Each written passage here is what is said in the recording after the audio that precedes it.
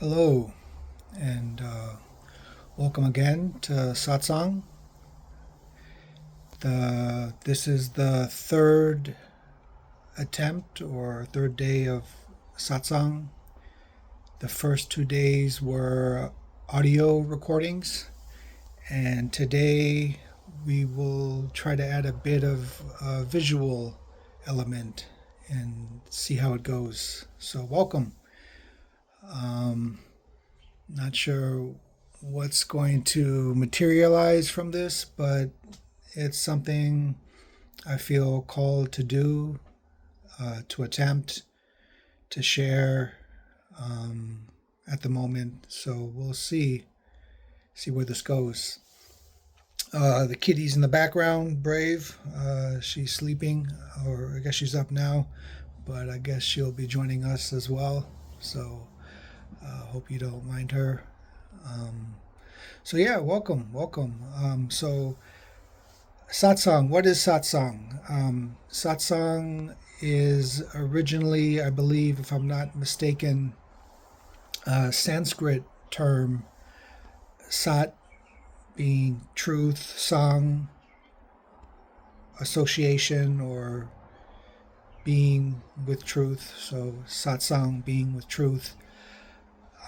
It's an ancient tradition from India dating back thousands of years where people would sit together, perhaps originally in small groups, ideally with a teacher, an instructor who has spent some time in silence and meditation, and has come or has developed or gotten in touch with some inner stillness, some inner quietude or silence. And the idea is to sit in together in that kind of energy field, and ideally allow it to amplify and magnify. And so there's no real structure to it. Every satsang is unique and different, but the underlying idea is to allow that state of meditativeness or awareness to come forth, come out, and to really touch everyone in the group. And so let's see if this is one venue where we can do this kind of sharing. From what I've noticed is that even with technology nowadays, satsang can be held virtually, in recordings, live, or in pre-recorded means. So I've enjoyed satsang with various teachers, Eckhart Tolle, Muji, and I've found their presence to be very alive and captivating, even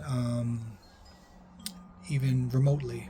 So yeah, so this is the first video attempt at satsang, and so the idea is really to get comfortable with silence, with stillness, which may be unusual or awkward for many people because we're so used to being busy, being active, and running around doing things. So sitting in silence or quietude is uncommon and unusual for many people. Ultimately, the idea is to get in touch with the silence and stillness within, and it's a marvelous, it's a beautiful thing if one develops a capacity to really just rest with oneself. My sense is that that's what we're all looking for on a certain level. All the searching and chasing after dreams and aspirations and ambitions on the outer level is a good thing. Don't get me wrong. I'm not knocking that. That's one part of a human life, is to live on the external level. But what I've found is that all the seeking, all the searching, ultimately leads one back to oneself, because there's nothing really out there. I mean, there are thousands, millions of things out there, but there's nothing really that you can say, okay, I got it.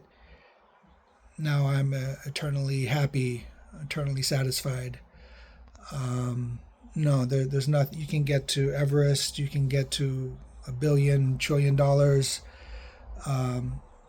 It may provide temporary elation, and it's one of my cats. It may provide temporary elation or satisfaction, but how long does that stay for? So that deeper satisfaction that is found within, and all the chasing on the outside, in my view, ultimately leads us to kind of turn around, make a U-turn of sorts, and look within. And when we start to do that and get acclimated to the inner world, the inner stillness, if you will, the inner quietude, that's where real peace is found, where real joy, where real harmony and contentment is found. Love, even, you can call it, is these are all inner qualities. Of course, they can be brought to the outside world, but they're all really the essence of what we are, of who we are. And it's no one's monopoly. Everyone has it. Every living being, every life form, from my senses, has this essence, really. And that's what we're here to explore, to get in touch with that deeper dimension, if you will, of peace. And in the Bible, there's a saying, the peace that passes all understanding.